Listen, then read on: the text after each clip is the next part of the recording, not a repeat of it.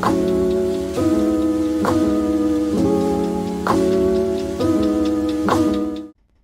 everyone, I hope you had a great weekend. It's Monday and time for a new episode. Welcome to my YouTube channel Sushantreddy. Every week I present my life lessons in sales, human psychology and wealth creation from an entrepreneur's perspective. In episode 5 of our series on wealth creation, I'm going to discuss the super powerful concept called permissionless leverage. As always, a lot of ideas I discuss here are presented with great clarity by Naval Ravikant. In fact, the term permissionless leverage is coined by him. I also borrow ideas presented by Rob Moore from his book Life Leverage for this episode. To recap, we started with the SLAP formula for wealth creation. We are currently discussing the second component in this formula called leverage. Last episode, we introduced the three most common forms of leverage, i.e. labor, capital, and product. Let's begin where we left and discuss these in more detail. Genghis Khan, probably the greatest emperor this world has ever seen, assembled 240,000 men to defeat the Persian Empire in the 13th century. With medieval technology and management, imagine how challenging it would have been to command and enforce discipline among his men. Napoleon Bonaparte invaded Russia with 500,000 men. He lost 80% of his army by the time he reached Moscow, which was already set on fire by the fleeing Russian army. Abraham Lincoln commanded 600,000 men during the Civil War. All these examples show how these men used labor as a form of leverage. The power of these individuals came from the power of armies they commanded. Labor is the oldest and probably the crudest form of leverage from a wealth creation standpoint. It takes enormous levels of leadership, bravery, and courage to sustain this form of leverage over a long period of time. Even if you master it, it's very fragile and can collapse at any time. There can be a betrayal or a mutiny or natural disaster that can suddenly destroy this type of leverage.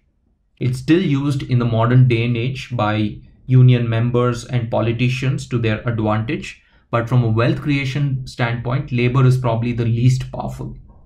Notice that labor is a permission-based leverage. You need explicit permission of the other person to use his or her labor as your leverage.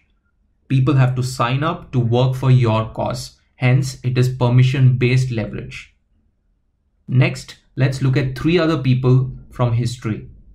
John D Rockefeller is an iconic American businessman who built an oil monopoly called the Standard Oil in the 19th century. He deployed capital and massive amounts of capital to acquire and operate huge oil fields across America. Cornelius Vanderbilt, again from the same era as Rockefeller, almost single-handedly built the railroad empire in the United States. In the present generation, Warren Buffett, through his company Berkshire Hathaway, has deployed capital to buy massive companies such as Apple, Coca-Cola, American Express, Bank of America, and so on. These three people used capital as a form of leverage to build their business empires. Capital scales very well in the sense that even a single person can control and deploy large amounts of capital.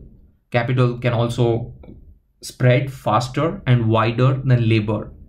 And it's much easier to track and manage compared to human beings. The only challenge with capital is that beyond the threshold limit, the cost of managing capital increases and the avenues to deploy capital reduce. Like labor, capital also is a permission-based leverage because you need the consent and approval of the opposite person to deploy their capital as your leverage.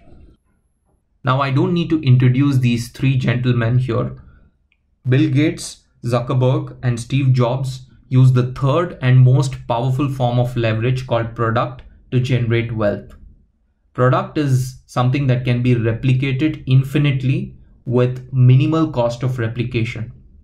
For example, Microsoft does not need to spend anything to produce one extra license of Office 365. Apple does not need to spend much to produce one additional iPhone. Zuckerberg does not need to spend much to support one additional member on Facebook or WhatsApp. Great product instantly attracts other forms of leverage such as labor and capital. Another reason that makes product powerful is that it's the only form of leverage that does not need any permission from others. Zuckerberg didn't need any consent or permission from other people to build Facebook. To understand the power of product as a form of leverage, let me just digress and discuss the social hierarchy prevailing in the world today. The world is divided into four effective classes: the poor class or the underprivileged society, the working and the lower middle class, the upper middle class, and the rich class. The poor class doesn't have any leverage in life because it's always in a survival mode. The working class prefers little or no leverage. Their biggest fear is that some sudden event can push them back into poverty. So they prefer minimal or zero risk environment. Then there is the aspirational class we call the upper middle class. This class has traditionally valued education and sees education as an insurance for a good life. Mid-level managers, salaried professionals are part of this class. Education is the biggest investment and asset of this class. Then there is the elite and the rich class. Now, until the dawn of the 21st century, this was the only class that used the traditional form of leverage, i.e. labor and capital. Having access to capital and labor made this class even richer. And then we had the advent of internet and mobile technology, which changed everything. Suddenly, the people who could take advantage of these new technologies was the upper middle class, who invested in education. Enterprising kids from middle class backgrounds in their 20s and 30s started becoming millionaires and billionaires using product as leverage. The beauty of this leverage is without product, we would not be seeing millionaires and billionaires in their 20s and 30s. That is only and only because of product as a form of leverage. So what is special about this product? The first and most liberating fact of permissionless leverage is that it doesn't need anyone's permission to build. Gatekeepers of leverage, such as financial institutions or political unions, meant that you either need to have money or connections or both to pass through. With product, you don't need either. Second, a bunch of kids sitting in a garage can start building a product. You don't need to have huge amounts of capital or resources to start building a product. Product needs a high amount of specific knowledge. We discussed this in episode 2 and 3. For links to these episodes, please see the description below. Fourth, the cost of replicating product is minimal and in some cases zero. Once the product starts working, you can just print as many copies as you like. Fifth, as I mentioned before, internet has changed the way we distribute products. Internet is fundamental to the success of this form of leverage. Sixth, product has a powerful positive feedback loop. Good product is noticed by society, and society tries to reward this by providing additional leverage in the form of capital and labor, which further enhances power of a product as a form of leverage. The three most powerful variants of permissionless leverage. First is to build code that solves a large problem in the society. Example, people found it very difficult to exchange instant short messages. WhatsApp solved this problem for the world. A team of less than 50 engineers built something that is used by 2 billion people today. Second is to create original content on channels with mass outreach. PewDiePie, for example, is a Swedish YouTuber who has over 100 million followers just doing things from his living room. Books and publications are another great way of building product leverage. J.K. Rowling has sold more than 500 million copies of Harry Potter series.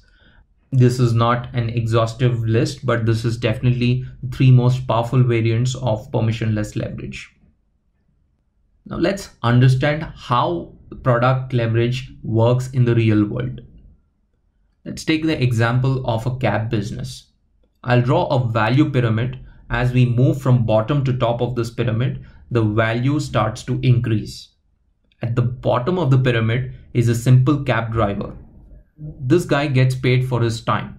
He has no leverage because he doesn't get paid for idle time, the time when he doesn't have a passenger on board. To become a cab driver, you don't need any specific knowledge except for having a valid driver's license. At the next level comes the owner of a cab agency. This guy uses labor as leverage because he employs multiple cab drivers to manage a fleet of cabs. He has some specific knowledge in managing cab drivers, understanding labor laws, and securing financing for his cabs. At the next level comes a cab financier. He uses capital as leverage to finance multiple cab agencies. His specific knowledge is that he understands markets and economic cycles, has the ability to raise capital from the market to fund businesses, and has an ability to understand the business model of a cab agency. At the next level comes a tech aggregator. He uses product as a leverage to build an aggregation platform that brings cab drivers, customers, agencies, and financiers onto one platform. His specific knowledge is that he makes cab discovery easy for the customer, generates business for the cab drivers and the agencies, and brings transparency to the cab financiers. His platform can scale across different cities, countries at almost zero cost, and he can make money out of every cab ride transaction between a passenger and a cab driver. Now that's amazing power of product leverage at play. So as we go up this value pyramid, both the leverage and specific knowledge of participants increases. More the leverage and specific knowledge, greater the potential to create wealth. Naturally, the guy at the bottom of the pyramid will make $35,000 to $50,000 a year, while the entrepreneur at the top of the pyramid might be a millionaire or even a billionaire. So that's why for all the teenagers and folks in their 20s and 30s who are watching this episode, we are in a golden era of technology. Use the power of the product as a form of leverage to your advantage. It's the easiest and the fastest way to get wealthy. In the next episode, I'll go into the specifics of how to build product leverage. To summarize, labor, capital, and product are the three forms of leverage. Labor is the oldest and the toughest form of leverage to build. You have to be a great leader to exploit this form of leverage.